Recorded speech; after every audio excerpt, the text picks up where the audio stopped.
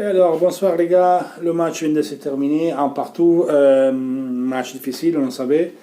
Je dois dire que pendant la première mi-temps, on a tenu le choc, parce que jouer contre eux, on sait que c'est très difficile, physiquement, dynamicité, intensité, et l'Inter l'a très bien fait.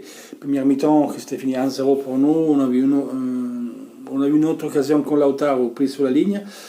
Une arrêt d'Andanovic et on va tout le dire. Il y avait penalty sur Toloi parce que quand il y a l'arrêt d'Andanovic sur Toloi, il va pour prendre la balle. Lautaro Martinez il tombe et glisse et en glissant il met la main. Donc celui-là pour moi c'est un penalty. Après ils les ont revus au VAR, je ne sais pas ce qu'ils ont vu. Pour moi celui-là c'est un penalty. Bref, pardonnez. Donc l'Inter restait bien, on pressait très haut, l'Atalanta.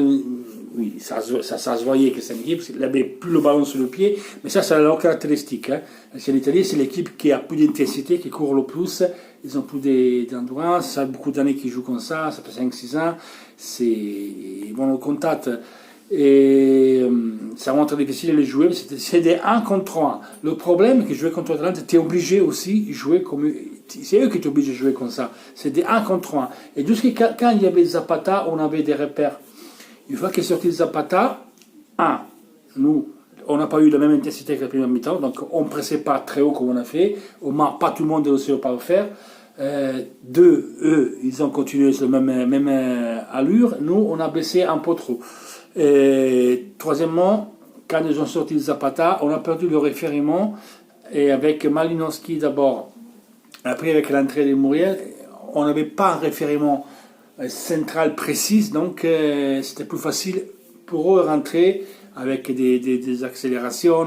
C'est vraiment une marée humaine qui avance. Ils attaquent à 7-8, ils vont vite, donc c'est difficile de les contrer et répartir comme ils font.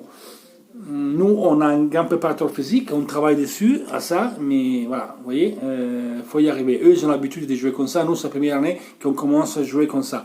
Donc, au fur et à mesure, on va s'habituer avec Pintus et Conte, on y arrivera aussi. L'Atalanta mérite absolument le match nul, rien à dire.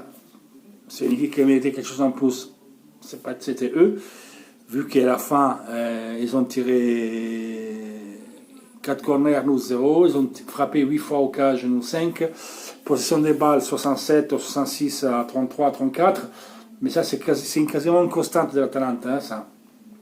Parce qu'ils ont une intensité, ils ont une endurance, ils ont une physicité qui voilà. Ils sont gros, physiques, costauds, ils ont de l'endurance, c'est difficile de les jouer. Eux, ils acceptent les 1 contre 1. On a vu même City être en difficulté avec eux. Ils ont gagné 5-0, mais ce n'était pas la même Atalanta de maintenant. Hein. Quand l'Atalanta en a pris 4 con le Zagabria et après con City, ce n'était pas la même Atalanta de maintenant. Donc, on s'en sort bien. Andanovic nous sauve son penalty. On avait bien commencé et bon, tant pis. Et là, Lautaro glisse et il met la main. Jetons le revoir, ça c'est penalty, les gars. Je sais pas, ils n'ont pas vu ça. Par contre, après, c'est vrai, je ne sais pas s'il est arrivé à faire le tapine, mais il a été touché, le joueur. Donc, si moi, je ne me donne pas un penalty comme ça, je pète un câble. Donc, je peux comprendre l'orage. Par contre, au deuxième penalty, c'est vraiment limite. Donc, je ne dis pas en compensation, on peut le siffler, mais c'est vraiment trouver la magagne. Ils ont eu le penalty, Andanovic nous sauve, et voilà. En deuxième mi-temps, on a vu une occasion con Borca, on peut dire une occasion, et une autre con Brozo. Et on a vu des moments donnés qu'on pouvait faire être plus dangereux, et on s'est perdu dans les dernières passes. On a vu Sensi qui a fait un bon match, elle a fait 70 minutes, elle était fatiguée, donc c'est normal qu'elle est sortie. Honnêtement, ça ne m'a pas trop plu comme il est rentré sur le terrain Politano. Pas du tout. Je n'ai pas trop aimé sa façon beau. C'est vrai qu'il doit partir, je ne sais pas s'il reste, mais bon, c'est quand tu rentres 10 minutes, il faut aller au fond, tout mou comme ça. Et il faut dire raconter qu'il y avait encore un changement à faire. Peut-être on pouvait le faire, mais c'est vrai que Vecino n'était pas en condition de jouer parce que c'était blessé. C'était pour honneur des signatures qui étaient dans les remplaçants. Donc voilà les gars, on passe au prochain match, mardi, on verra jouer les deuxièmes lignes. Donc, il va jouer Lazaro, peut-être Asamoah, on verra Ranocchia, Sopa qui jouera avec lui. Donc, on verra bien face à Cagliari en Coppa Italie. Et après, on pensera à Lecce. Côté Mercato, Eriksen, il semble être vraiment à deux doigts de l'Inter. Et l'Inter a trouvé l'accord avec le procurateur pour son salaire. On attend l'accord du joueur pour venir à janvier. Paraît-il, c'est très proche. Et donc, l'Inter fera de tout pour le mettre à disposition de Conte le plus rapidement possible.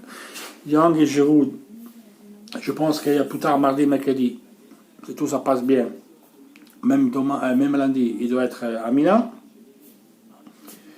Et après, faut pas commencer à dire patati patata, on peut pas les tout gagner. On a joué contre une équipe qui s'est chante à jouer.